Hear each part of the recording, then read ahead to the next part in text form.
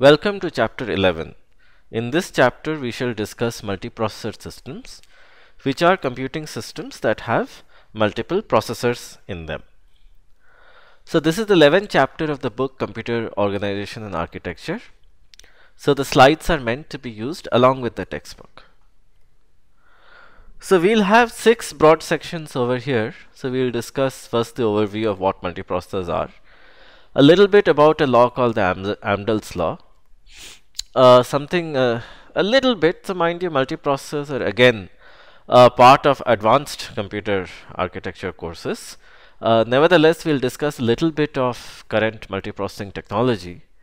We'll move to multi-threading vector processors, and finally we'll discuss about the interconnects, the wires that are used to connect multiple processing elements within a single processor. So let's first take a look at the motivation. So what we see on this graph is that on the x-axis we have the date, which starts from 1999 and ends in 2012, and on the y-axis we have the clock frequency in megahertz. So what we see is that in 2001 most of the processors were roughly in the 1 to 2 gigahertz range. So by 2003-04 we started having processors, within 1500 megahertz to 4000 megahertz range. So of course there were some outliers at some points of time, but what we can see is broadly over the last 10-12 years all the processors that have been released are in this region. So this region is basically between 1.5 and 3.5 gigahertz. So it's essentially this region over here. So this region is between 1.5 and 3.5 gigahertz. So as we discussed in chapter 9, there are some fundamental limitations to increasing the frequency. So the most important reason is of course power. So power is proportional to the cube of frequency. So if you increase the frequency 2 times, the power will increase 8 times. So that's the reason we can't increase the frequency anymore. As a result, the frequency is kind of saturated to somewhere between 2 and 3 gigahertz for server class processors. So similarly, let's take a look at another graph. In this graph, the x-axis is the date, again in the same range between 1999 and 2012. So the y-axis is the performance. The way we compute performance is like this. So it's the SPECint 2006 score. So I'll tell you a little bit about what this score is. So SPEC stands for the System Performance Evaluation Cooperative. So this organization has created a set of benchmarks. So they are known as the SPEC benchmarks. So there are two classes of benchmarks. One is the SPECint benchmarks. Right, so they are called the spec CPU, SPECint benchmarks. Let me write it, SPECint. And the other are the spec floating point benchmarks. The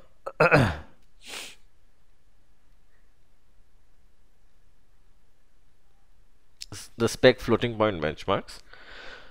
So the SPECint benchmarks pretty much measure the performance of a CPU. So the performance is measured like this, that the baseline is some CPU, some 20-year-old slow CPU. So they measure the baseline performance on that CPU. And after that, what they do is that they take a given CPU, a current contemporary CPU, run the same set of programs. And for each set of programs, the performance is defined as the ratio of the execution times on both the CPUs, the new one and the old one. And after that, we just take, for all the benchmarks, we compute these ratios and we take their geometric mean. So that is the SPECint score. So what we see is that this performance, which is essentially the SPECint score, has been increasing till around 2009 or so, 2008 actually, but after that it has kind of saturated. So the performance per processor, the performance per pipeline, has not really been increasing. So an astute reader will also notice that the frequency between, let's say, this point and this point remain the same, but the performance increased by 7 times. So that's mainly because of computer architecture tricks. So things like better cache management policies, bigger caches, and many other kinds of tricks that we have studied. Better forwarding paths, issuing multiple instructions in parallel. So by doing all of these things, computer architecture has pretty much given us a, between, let's say, this point and this point, computer architecture has given us a 7x speed up. But after that, our performance is pretty much saturating. And the reason for that is that computer architecture has reached its limits. So beyond that, a single processor, a processor and a core are the same thing. This performance is not increasing, let's say, after 2010, right? So this has sort of stopped. It has saturated. So is computer architecture dead? Well, the answer is no. So it's not dead. So what was happening is that, as transistors were getting smaller, we were traditionally able to fit in more transistors per chip. So, but now we need to use these extra transistors to add more processors per chip. So so previously there was one processor, right? So one processor has only one pipeline. So prior to 2006-7, one chip had only one processor. Now a chip will actually have multiple processors. So if this is a chip, it will actually have, it can have more than 1, 2, 4, 8, 16, right? So we can add more processors per chip, and instead of adding extra features, per processor, we can add more processors per chip. So this will make a genuine multiprocessor. So each of these processors is called a core. So a multiprocessor of this type is also called a multi-core.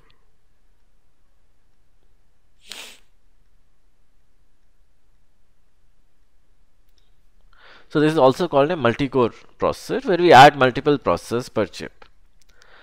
So the generic term here is multiprocessing. So the term multiprocessing refers to multiple processors working in parallel.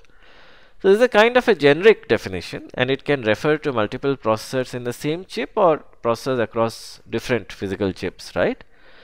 So a multi-core processor, mind you, so this should be maybe underlined, is a specific type of multiprocessor that contains all of its constituent processors on the same chip, right? So all the processors, each processor having one pipeline each, are on the same chip, and each such processor is known as a core.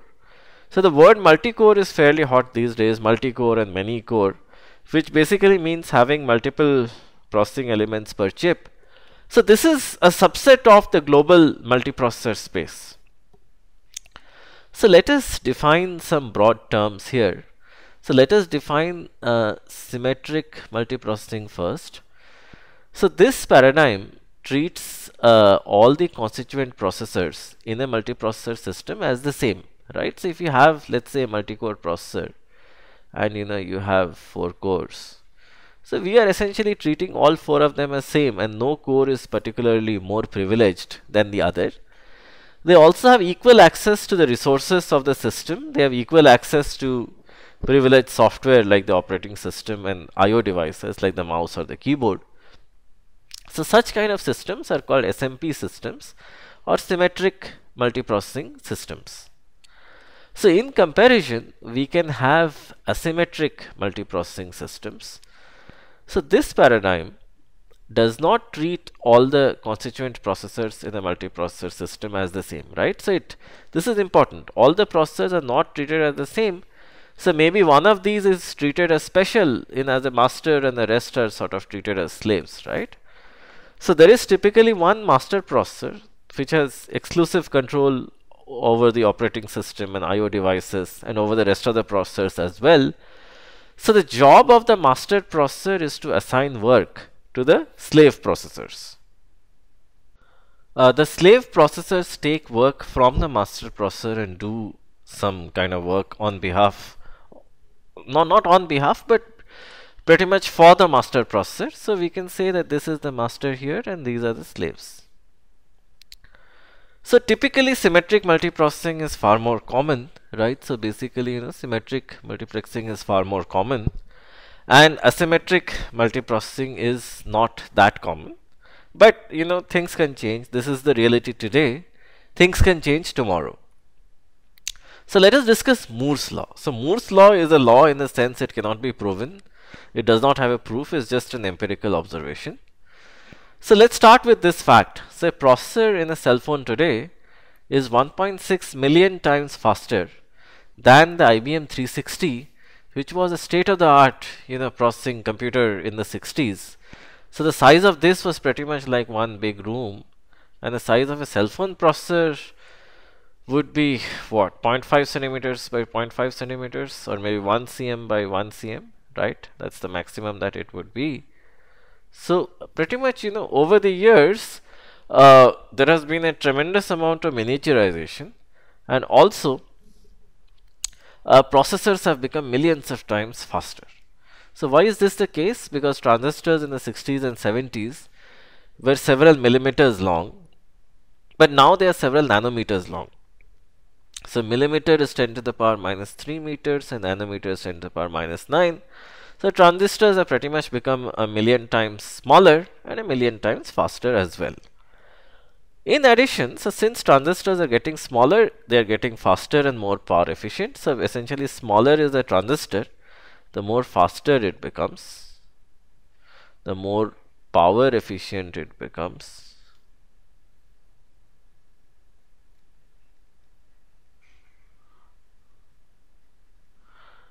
Right? And of course, the smaller, it also becomes smaller. So as the transistor becomes smaller, we can fit in more transistors per chip. So as we can fit in more transistors per chip, we can do more things.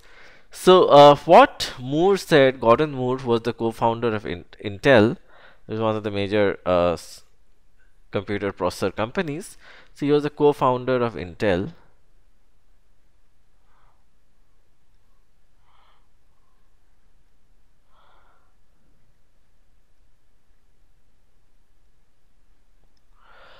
So he said that the number of transistors per chip will double roughly every 2 years. So he had actually initially said in his time it will double every year. Sorry, it will double every year. So gradually the rate of technology scaling slightly slowed down. So instead of doubling every year, it doubled every 18 months, and now it is doubling roughly every 2 years. So this is known as Moore's law. But what should be understood that originally Gordon Moore had said it will double roughly every year. But that has gradually changed. But by and large, every 1 to 2 years or so, the number of transistors per chip doubles. Alright, so this is what I've been discussing in the last slide, that initially he said it will double every year. It has become 2 years henceforth. So let's define the term the feature size, which of course has a more formal definition. But let's, for the sake of simplicity, define it like this: is the size of the smallest structure that can be accurately fabricated on a chip. So if you would see in 2001, this was around 130 nanometers. So every 2 years, 2003, 5, 7, it came down 90, 65, 45. So the interesting thing to note is that if I divide 130 by 90, I get square root of 2, roughly, approximately, right? Again here, so which means that if the size of a structure that I can print is decreasing by square root of 2, so in both the dimensions, if there is a shrinkage of square root of 2 in this dimension and square root of 2 in this dimension, then the area will roughly become half, right? So then the area of the structure, which in this case is a transistor, will roughly become half, right? 1 by root 2 times 1 by root 2 is half. So roughly, the feature sizes have been decreasing with a ratio of root 2, which is 1.414 from 2001, from even before that, from the 60s. But let's take a look at the last 15 years. So between 2005 and 2007, again 65 to 45, 45, 32, 22, 14. So 2017, which is this year in which your video is being recorded. So 2017, the projection is that we will hit 10 nanometers. So that is the projection. So it is again, slightly slowed down. But we are at this point. So note that 10 nanometers is really small. One atom is 0.1 nanometers roughly, right? So 10 nanometers is pretty much 100 atoms wide, and that's very, very small. So let's move forward and define two more terms once again. So what have we defined up till now? We have defined symmetric multiprocessors, SMPs. We have defined asymmetric multiprocessors, where there's a master and in the rest of the processors are slaves. Now let's define loosely coupled multiprocessing and strongly coupled multiprocessing, which are again two separate paradigms. So in loosely coupled multiprocessing, what we do is that we run multiple unrelated programs in parallel on a multiprocessor, and so this is known as loosely coupled. So the coupling between programs, which means the exchange of information between different programs, is pretty much not there or is very little. As compared to that, we can have strongly coupled multiprocessing, in which we run a set of programs in parallel on a multiprocessor. Can be a multi-core, may not be a multi-core, and the programs between themselves, they share their data, they share the code, they share their file and network connections, and almost all other kinds of resources are shared between the programs. So this is known as strongly coupled multiprocessing, because this allows the programs to cooperate and together achieve a bigger objective, right? So this is what happens in strongly coupled multiprocessing, that the programs can cooperate between themselves and achieve a bigger objective. So most multiprocessing systems are typically biased towards implementing strongly coupled multiprocessing, because this is, number one, more complicated, and also it has more benefits.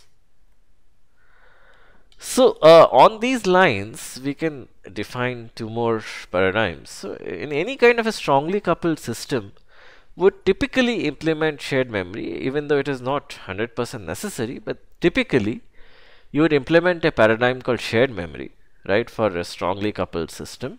Let me write it down.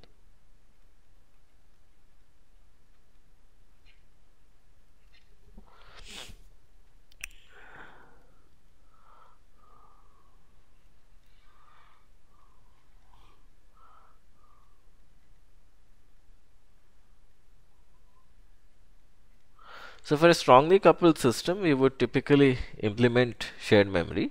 So which means that all the programs would share the virtual address space, so they can communicate between each other. So when two programs share their address space, these separate programs are also known as threads. So we shall use, so they are software threads to be specific, but we'll call them threads for the time being. So when two programs share their virtual address space, they are called threads. And the mechanism of sharing virtual address spaces is called shared memory, and these threads can communicate with each other by either reading and writing or writing values from to shared memory. So this is a fairly popular paradigm where essentially multiple programs are running, and let's call them threads. They are essentially seeing a same unified view of memory and same unified view of since they are seeing the unified view of memory, they are seeing the same unified view of other systems as well, like the I/O system, right? The hard disk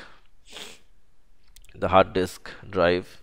So they are seeing a unified view of the rest as well. Akin to the loosely coupled paradigm, we have message passing. So in message passing, programs communicate between each other by sending and receiving messages. So they don't share the address space, or they don't share I/O devices or other aspects, or other artifacts of a processing system. It is just that they communicate between each other via an intricate set of messages. So they don't share any memory addresses, right? So that's the main difference. So we will look at writing programs in both the paradigms, which is shared memory where the address space is shared, which means that they are looking at the same set of memory addresses, and message passing where the different programs or the different threads can only send messages between each other. Alright, so let's write just to get a feel of what a parallel program looks like, and how these different threads or processes. So recall that a process is a running instance of a program. A thread is also a running instance of a program, but different threads can share the address space, whereas different processes typically do not. So, difference in a process and a thread.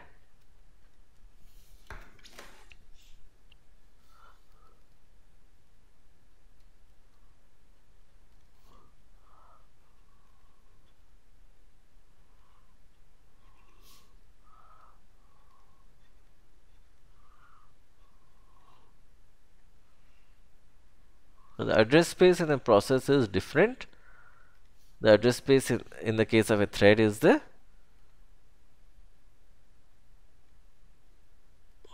same. Alright, so this is the important distinction that should be remembered, that for different processes, the address space is different, whereas for threads, it is the same. Alright, so let me remove the writing on this page and we can proceed. So let the question be that let's write a program using shared memory to add n numbers in parallel. So let the number of parallel subprograms, where I'm defining a subprogram as a thread, or I can rather say a thread actually, might be slightly easier to understand.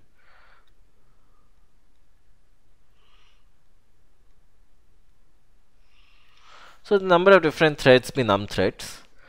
So the problem here is that we have all the numbers in an array called numbers.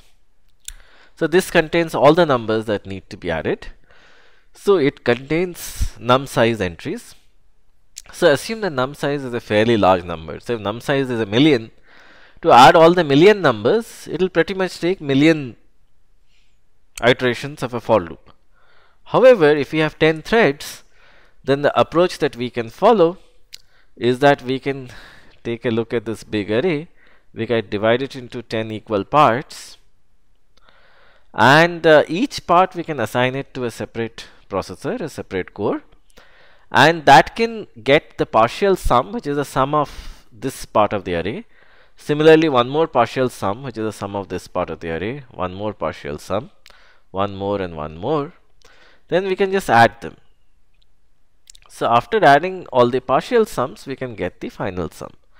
So this is the typical logic of a parallel program that we wish to write, where we shall take all the partial sums and we'll get a final sum. And the way that we get these partial sums is that we'll take the entire array, split it into equally sized portions.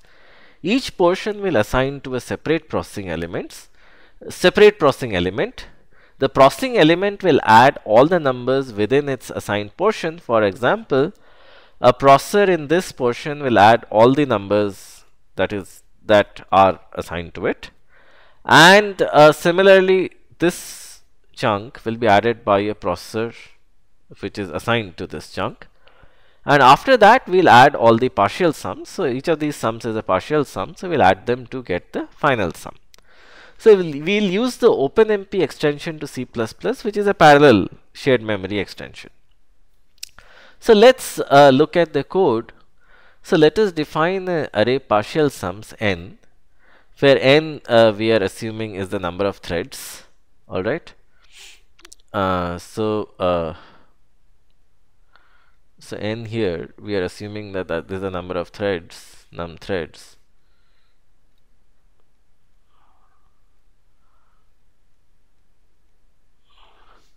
So then let's define the numbers array, numbers with size elements, where size can be a very large number, and let the final result be 0. And when you're doing the addition, let's not worry about overflows and all such special cases. Those can be taken care of. That's not a big deal. So let's initialize the arrays, which is particularly the numbers array. And let's now, once we have done that, let us now fan out the jobs to the multiple processors.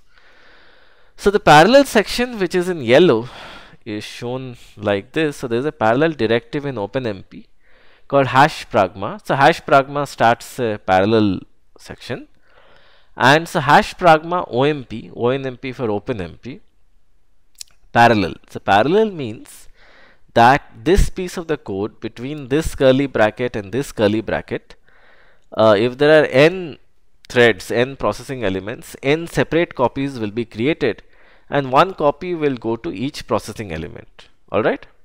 And after that, once all the processing elements finish, then we will come out of this parallel section and again enter a sequential section. So mind you, by this time, all the parallel activity is over. So you can think of it that there is a sequential section of the code. After that, we get this hash pragma OMP parallel. So pretty much n parallel threads are spawned. Spawned means they are started, right? N parallel threads. And each thread is assigned a quanta work, which is this piece of the code. And all of them finish. And the final result is written to the result variable. So, now since all the threads are looking at the same piece of code, how do they know that they are actually different? Well, so we have a OpenMP call called OMP get thread num, which gives the current processor ID, which is essentially a number between 0 and n minus 1, right? So which is in C style a number between 0 and n minus 1. So each processor is assigned a unique number in this set from 0 to n minus 1, which is the thread ID or the processor ID, same thing. And so then this gets stored in my ID. So basically one of the parallel threads will get 0, one of them will get 1, one of them will get 2, one of them will get n minus 1 and so on. That is how they know that who they are. After this, so once we know our ID and since there are n different chunks, we can find out the indices, start and end indices of the chunk that is assigned to the current thread. So this can be done. So the size of each chunk is size divided by n. So the starting index, we can take it as my ID times size by n, which will give you the starting index in the numbers array. So for the first thread, my ID will be 0, so the starting index is 0. After that, the end index, which is the last index plus 1, will be start index plus size divided by n. So this is where we need to end. So then what we can do is we can have a for loop that will iterate between start index, this thing instead of JDX, should be J. No, since we have used JDX, it's better. So this is IDX. Let's call this as JDX, and let us call this as JDX. JDX. Okay. So what we shall do is that we will loop from. So mind you, all the J's, so even this I've changed to JDX. Okay. So for int, JDX is an integer, of course. So it starts from start IDX. It goes till end IDX minus 1, JDX plus plus. So what we do is that for my partial sum, so partial sums is again an array of n elements. So given the current thread, which is indicated by my ID, which is a unique identifier for the thread. For partial sums, the my idth element of the partial sums array, we add the current number, the current element in the numbers array to it. So mind you, this is initialized to 0. So we basically get the partial sum, which is the sum of all the elements in the current chunk of the array. We add all of them to get the partial sum, which is stored in the partial sums array.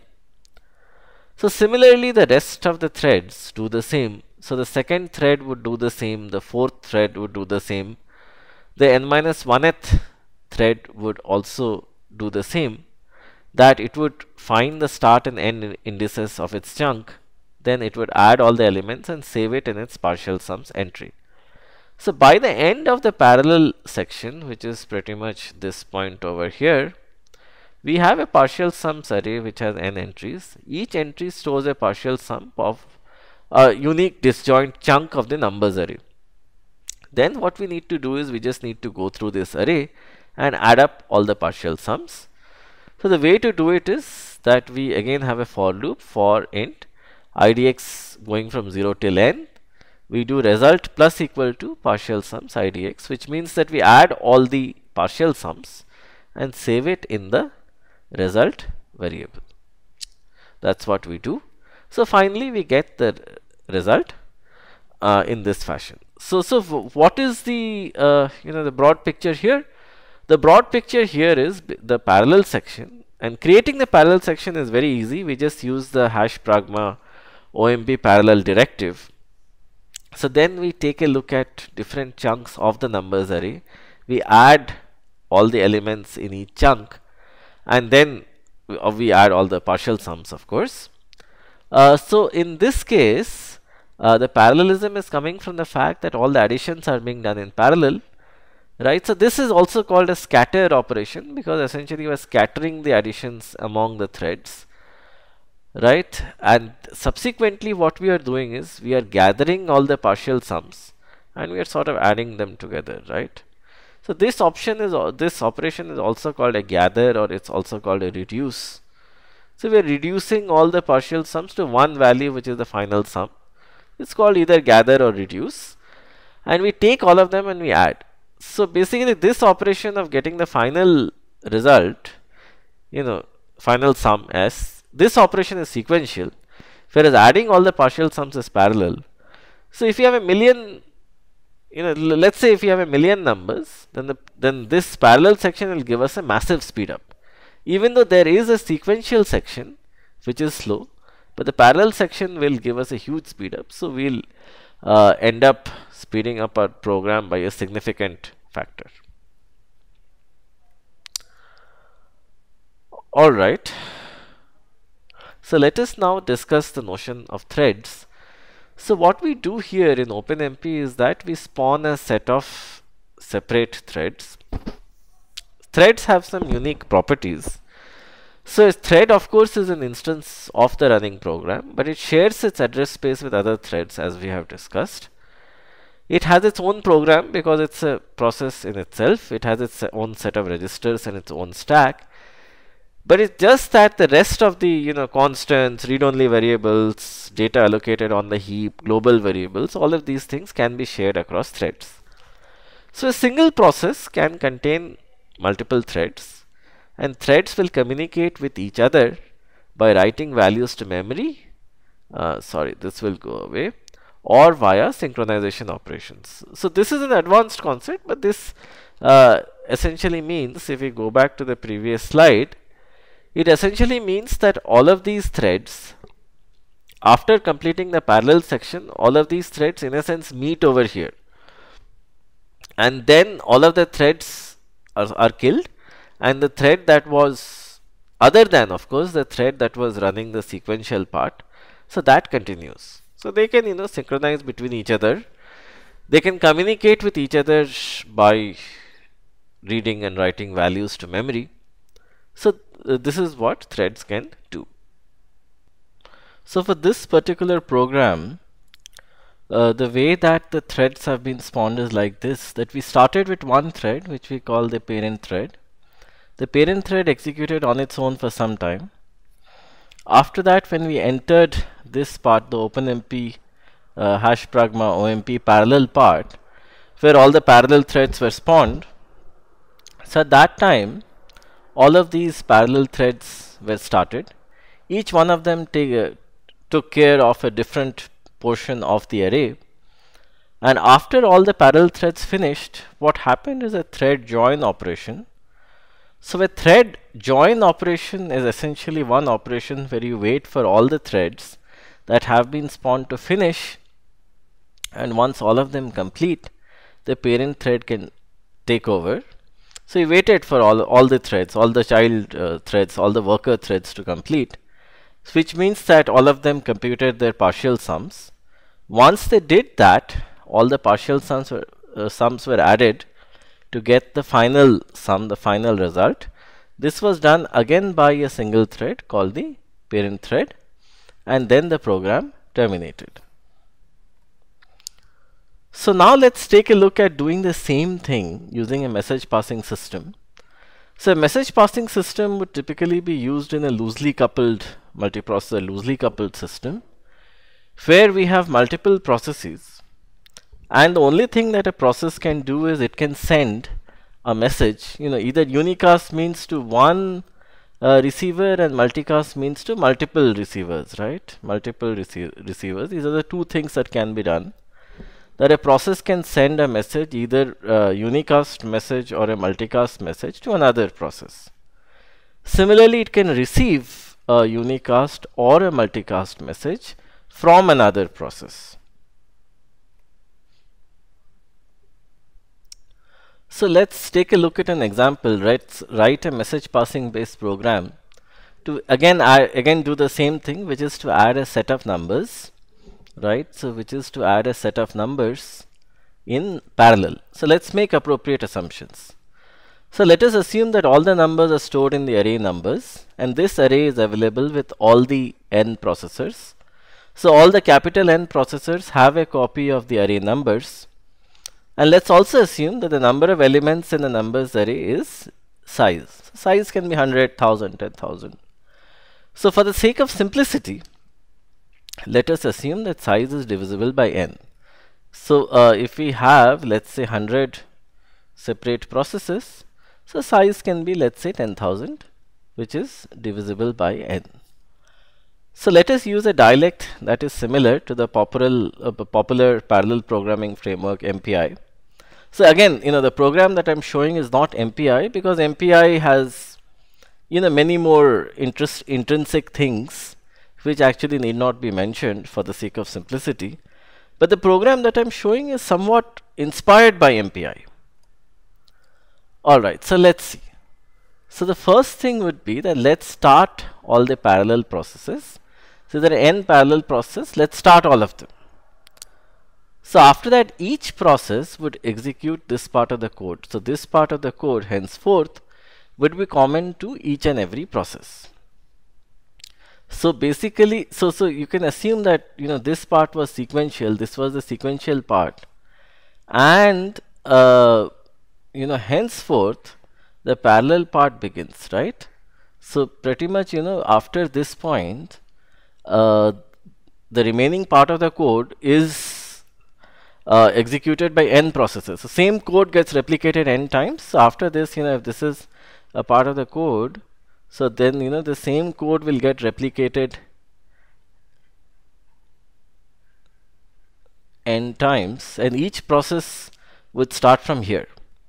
So the first thing that we would do is that we'll get a ID of the process, which is get my process ID. Different processes will get different IDs. So one process will get 0, one will get 1, and so basically from 0 to n minus 1, n separate IDs will be given, one per each process. So after this, the different processes which have gotten different IDs via this function call will start and compute the partial sums. So since for each process my ID is different, so they will of course compute different partial sums. So we'll have a start index and end index similar to our OpenMP program. The start index will be my ID times size divided by n. So why size divided by n? Because size is the total number of entries in the array and n is the number of processes. So size by n is the number of entries that each process needs to pretty much add. So the start index is my ID times size by n, and n index is start index plus size by n. So it is one chunk of the array. We initialize the value partial sum to 0. So mind you, since they are different pieces of code, so they are not sharing any variables. They are not sharing, absolutely, there is no sharing in terms of variables. So what we do is that we say int partial sum being 0, and then we add that chunk of the array starting from start index to end index. We add that chunk of the array. So we just have a for loop that iterates from the starting index start idx to end idx, and we just add the numbers to the variable partial sum. After that, all the non-root nodes send their partial sums to the root, and we say that the node with ID 0, let's treat it as the root, right? So a node with ID 0, let's treat it as the root and the rest as non-root. So if my ID is not equal to 0, what I do is I send 0. So I basically send a message to node number 0, which is the root, and I send my value of the partial sum to the root. And after that, the other processes will finish. So it's also the same model that we have one process, the same one process spawns, n other processes, all of them execute, and then, all of them complete, and after they complete, we again add up all the partial sums. So it's the same model. So now for the root, what we do is, we set the variable sum equal to the partial sum that the root node has computed. So mind you, the root node was also part of the computation in the previous stage, and say its ID is 0, so it was computing its part of the array. It was processing its part of the array. So it for the partial sum that the root has computed, that gets saved inside the variable sum. After that, for the rest of the process IDs, which is PID from 1 to n minus 1, we run a for loop. And so the for loop goes somewhat like this, that in each iteration of the for loop, we invoke the receive call. And the receive basically sends the argument to receive is a constant any source, which means that if any other process is sending a message, let's receive the message that that process is sending. And let's assume that the message only contains the partial sum. So we'll do sum plus equal to the partial sum that is being sent by that source. And let's say that no source has sent its data, then the receive call will just wait till somebody sends. So since there are a total of n processes, we are designating the 0th process as the root process. So there are n minus 1 processes remaining. So the root expects n minus 1 messages. So if this is the root, it is expecting n minus 1 messages to come to it with the other n minus 1 partial sums. So that's the reason we run a for loop from 1 to n minus 1, and we get n minus 1 messages. We extract the partial sums in them, and we add them to the sum variable. So the sum variable is what contains the final result. Then we shut down all the processes, just in case they already haven't. So we just shut down the rest of the processes, and we return sum. So sum is the final sum of all the elements of the array. That is the return variable. All right. So this piece of code is also very simple. It is somewhat on the same lines as the code for OpenMP. So let me just erase the ink on the slide and explain broad parts of it again. So what we do is that initially we start with the sequential portion where we spawn all the parallel processes, and after that the rest of the code, the rest of all of the code, this part is sort of common between so this part of the code is common between all the processes. But of course, the code behaves differently for different processes, mainly in this line. So when a process wants to know what its ID is, it calls the function getMyProcessID, and depending upon the ID of the process, you can get any number between 0 and n minus 1. So we have arbitrarily designated the process with ID 0 as the root, and the rest of the processes as non-roots. Then what we do is that a process adds its chunk of the array, computes a partial sum, and if it's not the root, it sends the partial sum to the root node, which is 0. The root node runs a for loop for n minus 1 iterations. In each iteration, since there are n processes and the root is one of them, it expects n minus 1 messages from the rest of the processes. So what it does is that it runs a for loop for n minus 1 iterations. It receives n minus 1 messages. Any source means that we are not specifying who we need to receive a message from, and as long as we receive a message. So after it gets n minus 1 messages, extracts the partial sums from them, adds them to the sum variable, which is our final result. Then we shut down all the processes and we return sum as the result of the program. So as you can see, both OpenMP as well as MPI based programs, right? Something, this is a dialect inspired by MPI. Broadly speaking, they have the same structure. The same structure is that we initially have a one thread which sequentially does some work. After that, we invoke a set of parallel threads which do a lot of work in parallel. And then all the parallel threads, then there is an SCT for a reduce operation where we take the results produced by all the parallel threads and in a sense merge them.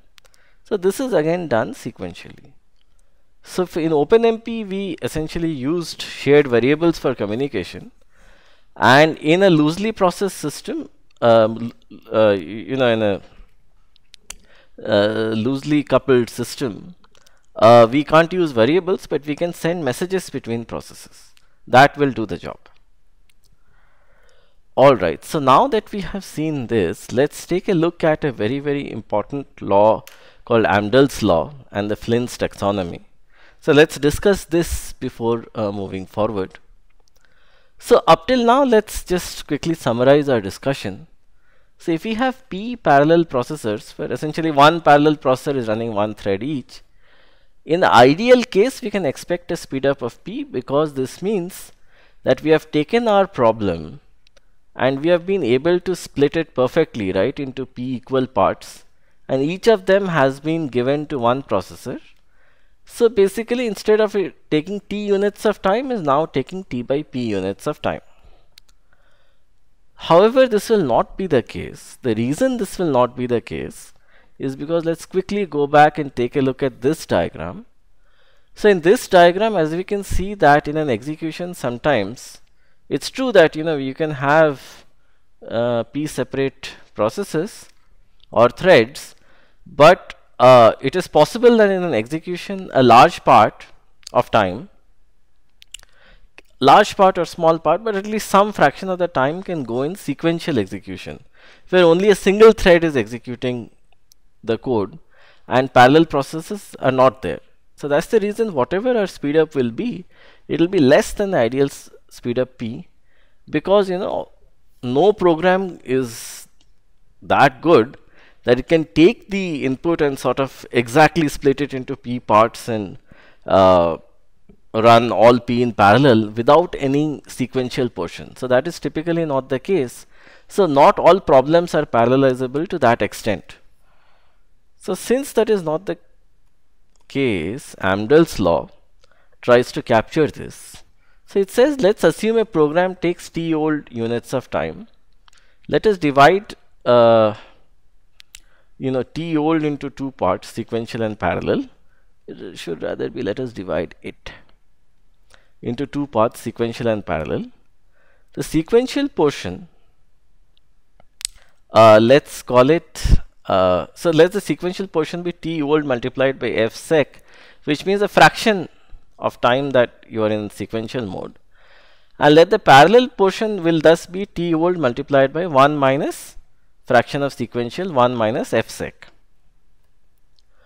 So it's only the parallel portion that actually gets sped up P times, right? It's not the sequential portion that has a speed up, because the potentially parallel speed portion can actually be divided among P threads, and each of them sort of given 1 by Pth of the work. So they will finish it in parallel. So assuming that our parallelization is fairly perfect in the sense all the threads have the same amount of work, the formula that comes as T new, which means T after parallelization, is equal to T old times F sec plus, so mind you, this is the sequential portion and this part was the previous parallel portion. But since now the parallel portion of the work is being divided among P threads equally, the time will reduce by a factor of P. So thus this will become 1 minus F sec divided by P. Hence the equation for the time taken with parallelization.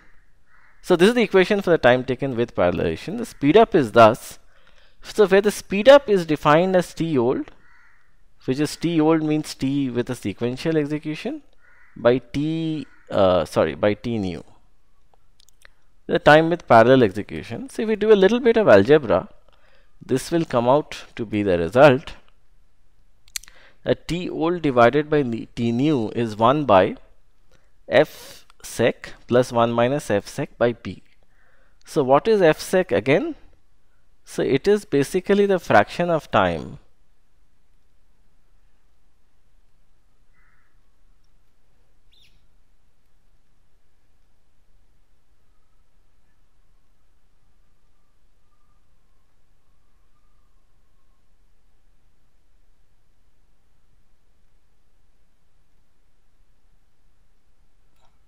so it's a fraction of time in sequential execution. And what is P? The P is the number of parallel processors. So if we assume that P is equal to 1, then in this case fsec plus 1 minus fsec, they will cancel out. So the speed up will be 1, which means that we have not gained anything. And that is a sort of obvious result, because if there is only one processor, then we'll not gain anything. But let's say if we have two processors, then of course the maths will change.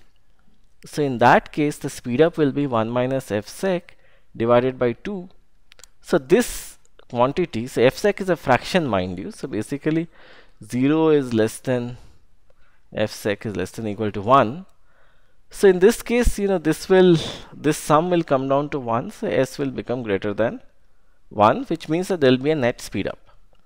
So as we increase the number of processors, what will happen is that this term, the time spent in parallel mode, will actually come down to 0, right? So as p tends to infinity, what will happen is that the speed up, the maximum possible speed up, will tend to 1 by fsec. So this is also another common sense result.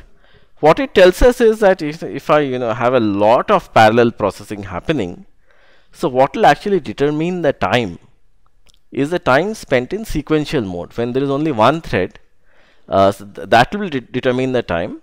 And why do you need one thread to execute in sequential mode? Because of course data structures have to be initialized, and once all the parallel threads have produced their result, you have to sort of aggregate the partial results and come up with a final result. And this is a sequential process. So you'll have one thread. This cannot be split into different parallel parts. Well, parts of it can, but in general it cannot be split into different parallel parts.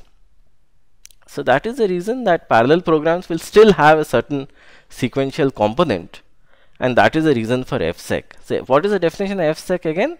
Is the fraction of time that is purely sequential, which cannot be parallelized, and 1 minus fsec is the fraction of time in a program which can be parallelized. If we parallelize it, for example, if p is equal to 3, then the fraction of time will reduce to a third. The reason is that we can that work corresponding to this fraction of time can be evenly divided among the threads. So the Amdahl's law is not a complicated or difficult law at all. It's actually a very, very simple law in that sense, and it's absolute common sense. If you think about it, it basically says that, look, this is the speed up for a class of programs that have a sequential section and a parallel section. The parallel section can, in principle, in theory, be parallelized or broken up among different processing elements, and thus we can have a higher speed up. But of course, the final limiter is the size of the sequential section. So now let's plot a graph. So let's consider multiple values of fsec, and let's compute speed up versus number of processors. So the x-axis here is the number of processors.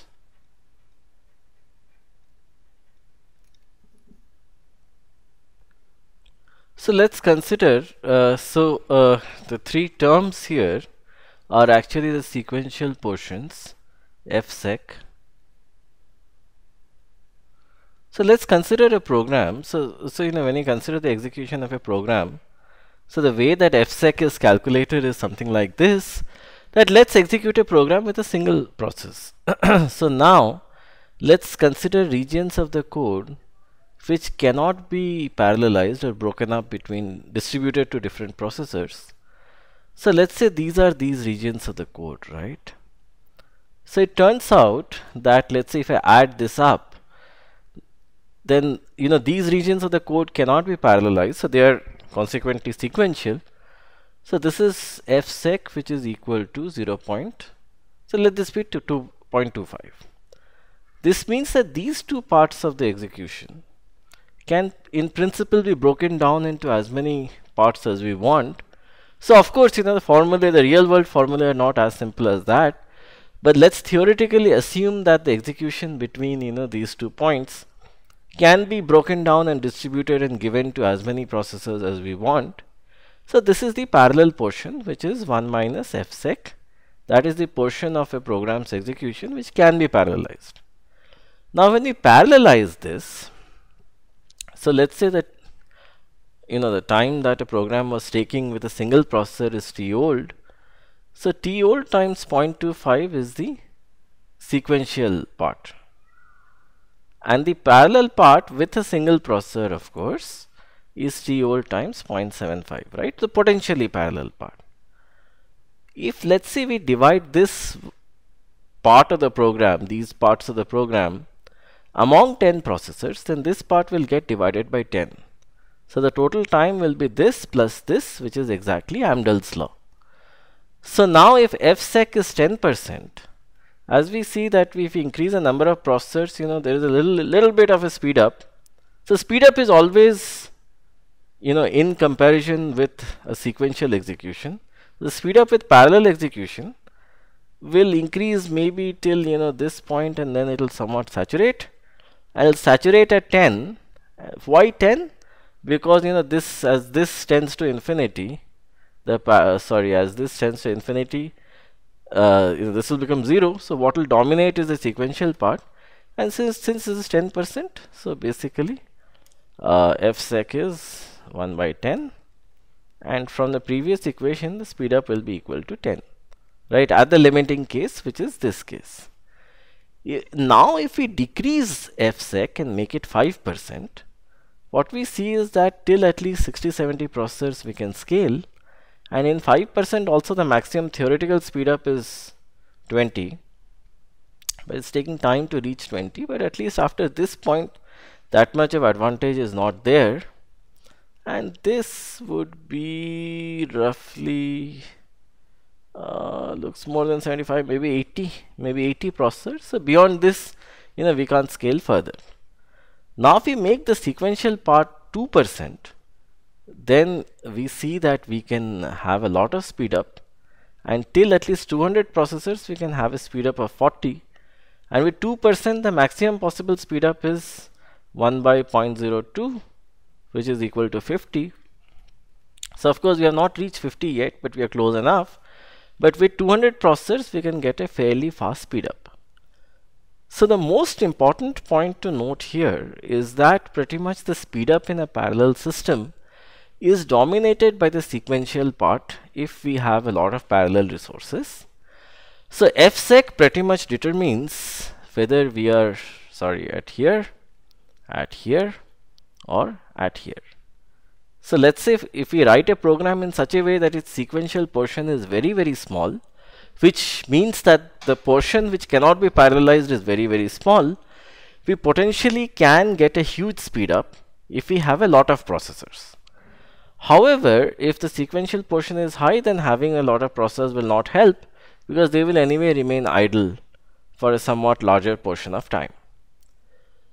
So this is essentially what Amdahl's law tells us, is to get speed up, reduce the sequential portion, and then parallelize as much as possible. So the conclusion is that we are limited by the size of the sequential section. For a very large number of processors, the parallel section can actually become very, very small. So that's the reason ideally a parallel, the parallel section, for a very large number of processors, the parallel section should, instead of saying is actually, you should say that so what we can rather say is, let me just cut this.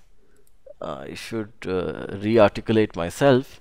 So what essentially we are seeing is that the speed up is equal to 1 divided by fsec plus 1 minus fsec by n, where 1 minus fsec by n is the execution time spent in the parallel section, and n is the number of processors.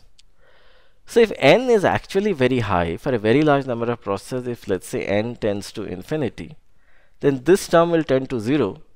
So which means the time spent executing the parallel section will actually be very small. So the entire speed up will thus be dominated by this sequential term, which is what we have already mentioned. That's the reason ideally a parallel workload should have a very small sequential section, and this all depends on the nature of the workload and the algorithm writer. So the more you parallelize, the better it is as per Amdahl's law. Alright, so now I'll introduce something called the Flynn's classification. So this is a method of classifying different kinds of multiprocessor systems. So let's first define two different terms, an instruction stream and a data stream. Instruction stream refers to the set of instructions that are executed by the different processes, and a data stream refers to the data values that the instructions process. So Flynn defines four types of multiprocessors: SIST, SIMD, MIST and MIMD. So pretty much instruction data remain the same. So SIST means single instruction, single data. SIMD is single instruction, multiple data. It's also called SIMD.